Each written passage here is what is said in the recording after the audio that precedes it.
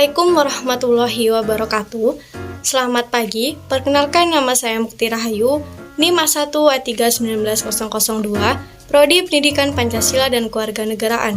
Video ini saya buat untuk memenuhi tugas mata kuliah Hukum dan Hak Asasi Manusia dengan tema Kebebasan berserikat, berkumpul, dan menyampaikan pendapat dalam perspektif HAM.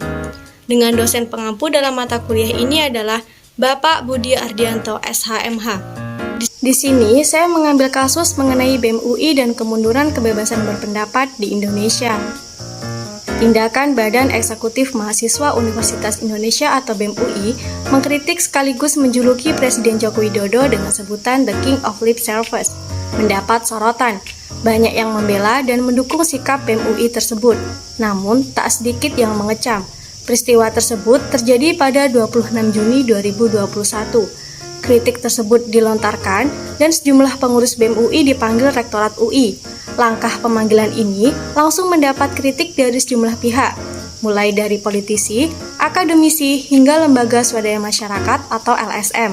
Mereka menilai Universitas Indonesia atau UI tengah berupaya membatasi kebebasan berpendapat dan berekspresi mahasiswa. Selain itu, mereka juga menganggap UI berlebihan, sampai meminta keterangan mahasiswanya yang kritis.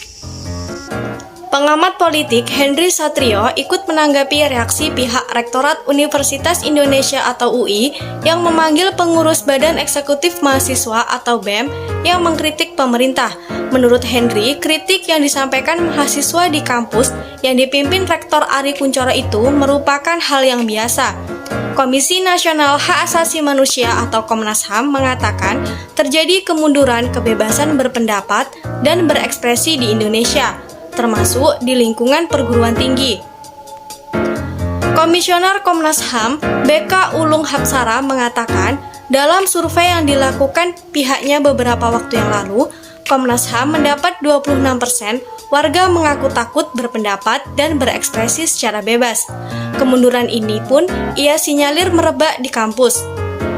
Menurut Komisioner Komnas HAM, BK Ulung Hapsara, kasus-kasus yang dialami mahasiswa itu menggambarkan upaya pengekangan kebebasan berpendapat dan berekspresi di lingkungan kampus. Direktur Jenderal Pendidikan Tinggi Kementerian Pendidikan Kebudayaan, Riset dan Teknologi, Nizam memastikan tidak ada sanksi yang diberikan kampus kepada BEM UI dalam kasus ini. Presiden Jokowi merespon kritikan dari BEM UI, menyebut kritikan yang dilontarkan BEM UI itu merupakan bentuk ekspresi mahasiswa. Usai mengkritik Presiden Jokowi dengan sebutan The King of Lip Service, WA dan akun medsos pengurus BEM UI kena retas. Dari kasus di atas, saya berpendapat bahwa yang katanya mahasiswa juga merupakan cerminan dari masyarakat.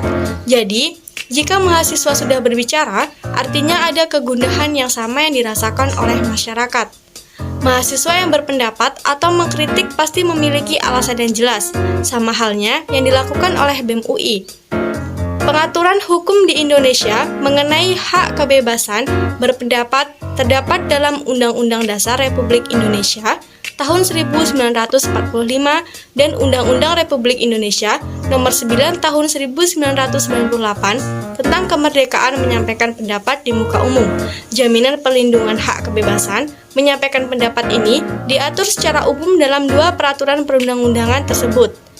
Perlindungan kebebasan berpendapat diatur secara spesifik dalam pasal 28E ayat 3 Undang-Undang Dasar. Kembali lagi mengenai masalah BEM UI, tentu pengurus BEM UI membuat tulisan itu memiliki makna dan maksud. BEM UI melakukan kritik kepada Presiden Jokowi yang seringkali hanya mengobrol janji, ternyata tak hanya itu juga, mahasiswa mengkritik janji-janji yang telah dilontarkan, serta sebagai keputusan Presiden Jokowi.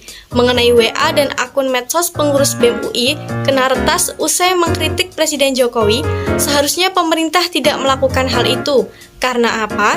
Di sini mahasiswa hanya menyampaikan pendapat dan mengkritik apa yang selama ini dilihat dan dirasakannya. Karena di sisi lain mahasiswa memperjuangkan aspirasi rakyat dan ini salah satu fungsi mahasiswa sebagai agent of change. Baik, hanya itulah yang bisa saya sampaikan mengenai kasus BEM UI dan kemunduran kebebasan berpendapat di Indonesia. Kurang dan lebihnya saya mohon maaf. Saya akhiri, wabillahi taufiq wal hidayah. Wassalamualaikum warahmatullahi wabarakatuh. for watching.